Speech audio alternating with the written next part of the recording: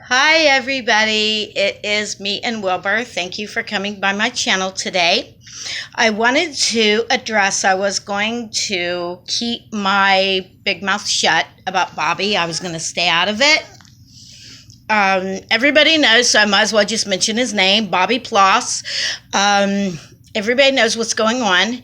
First of all, I sometimes feel like sometimes people don't take me too seriously because I was never a witness. My grandparents became witnesses in their old age, and so I studied a couple of different times because I wanted to understand. They brought in my aunts. Two of my aunts, my dad's younger sisters, were high school students. So when my grandparents started studying, so that kind of got them in, and my other aunts and cousins, and and I wanted to understand their mindset and their faith system. So I studied a couple times, and it's kind of weird because the when my aunt when I was kids, my aunt Maggie, when I was a kid, would take me to the Thursday night meetings, and I would go like every week. And there was a teenage girl named Debbie, and then there was a boy named Chuck Hicks. And they were about 14. I was like 9. Well, it turns out here in northern Kentucky, the circuit overseer is none other than Chuck Hicks, and he is married to Debbie.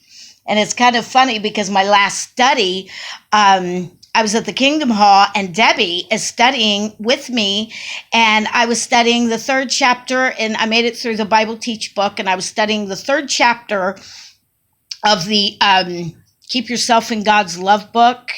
And Debbie got my phone and was trying to find jw.org, and she stumbled upon a Mike and Kim video. And she said, oh, well, he can't be a witness because he's got a beard. And I remembered the dude with the beard. So when I got home, I started looking for the dude with the beard. And I found Mike and Kim, and found out about the UN involvement and the child abuse, which totally floored me. Long story short, I never studied again. But anyway, so I was never a witness, baptized, or, and a baptized publisher or otherwise. But I have to say that, yes, when people come out of the watchtower, you could take a person out of the watchtower, but you can't take the watchtower out of the person right away. I get that. And we all are in varying stages of our spiritual development. Self-control is not one of my strong points. Oh my God, you get me mad, and that little Irish temper, and, I just go off. And then I'm like, no, why did I do that? That wasn't very Christ-like, and I asked God to forgive me, and I'm really working hard on that, and I'm working hard at cleaning up my mouth, like, I'm always using the phrase, some people, when they tell you F you, I'll be like, oh, well, you go have sex with yourself, and I'm always telling people to go have sex with themselves. And, it's just, we're all work in progresses is what I'm trying to say. And a lot of, I've heard a lot of talk here recently from one particular person, loving Christian woman. She is a wonderful woman. You know who you are. And I understand being loving and forgiving and, accepting people where they're at in their spiritual journey. I get that. But there is a far cry from accepting somebody who may still have a propensity to gossip, or somebody who may be less than forthright. They may be, a habitual liar. I understand working with people and accepting them where they're at. There is a far cry from that, and from accepting somebody who is an admitted predator. Okay, Bobby, I don't know what you expected. First of all, you should, like I told you in that comment section of your video, you should have kept your big mouth shut. You don't admit to the entire world and to abuse survivors. You don't admit to them, yes, I'm a predator. Okay, it only happened 37 years ago. And trying to justify it just makes you sound more like a predator, by the way. You don't do that and then wonder, well, gee, why are people calling me a predator? Why are people bashing me? Why are people stuck on stupid?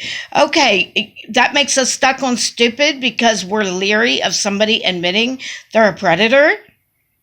And it doesn't matter if 37 years ago, I don't care if it was 37 years ago, 37 days ago, or 37 seconds ago, dude.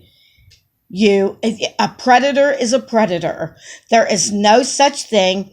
You can look up anything written by Robert Ressler, Jim Anson, wrong name, Robert Ressler, John Douglas, any of these criminologists, and none of them will ever say there's such a thing as a one-time predator.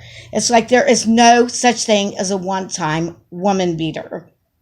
Isn't going to happen. If it's happened before, it will happen again.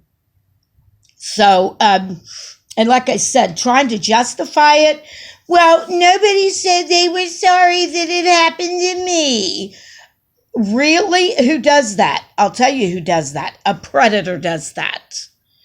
I'm sorry that you were sexually abused by your uncle or whoever it was.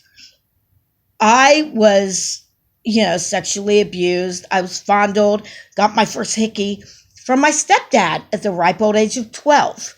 That does not make it okay or justifiable for me to become a sexual predator. And then for me to say, oh, well, nobody cares what my stepdad did to me, boo-hoo. No, that doesn't fly. That is sick. That is predatory thinking. To justify it, to minimize it, and say, oh, it only happened once. No, that's totally unacceptable. And then, when you're wondering, why are people looking down on me? Why are people talking bad about me? I'm just a poor, precious, picked on, sexually abused lamb. Then you're going to go and make a video about masturbation? Really? Really, Bobby? Come on. What do you expect? Do you expect us to knit you an Afghan, send you stuffed animals, start a support group, or have a candlelit vigil in your honor? Really? Come on, Bobby. What do you expect? And to these people that are like, oh, well, we need to, forget this and move on and support each other. Yes, we do have to support each other. I am not going to support someone in their perversion. I'm sorry.